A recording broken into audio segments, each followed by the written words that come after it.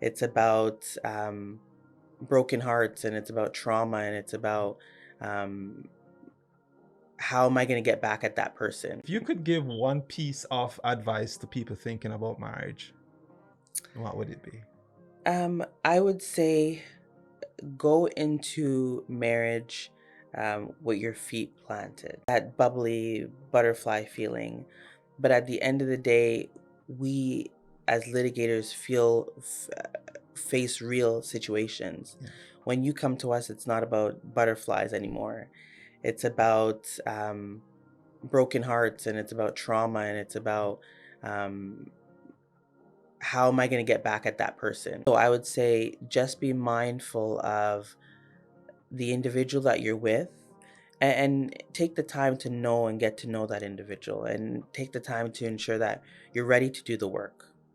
That would be my piece of advice, because a lot of people come to me and say, I didn't know Chantal, he was like this, or you know what. You know, I just want to emphasize, and and get your thoughts too as well.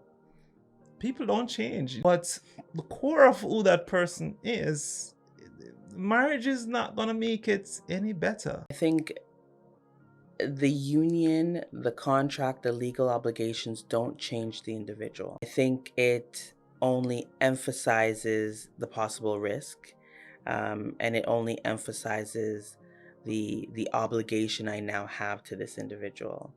But it doesn't make the person go from bad to good by any means. What about people who are married? What advice do you have for them? Already married, that Already is. married, I would Mhm. say be prepared to do the work ongoing. Okay.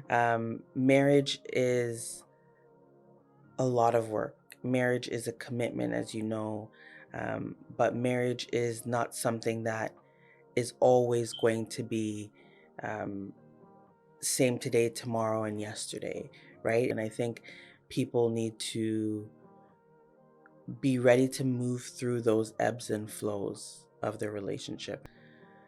Um, I would say if you have children, try your level best to be as amicable as possible. I know it's a season of change, and I know it's a season of trauma, and it's a season of adjustment, but there's far too many situations where I see parents pitting children against the other parent.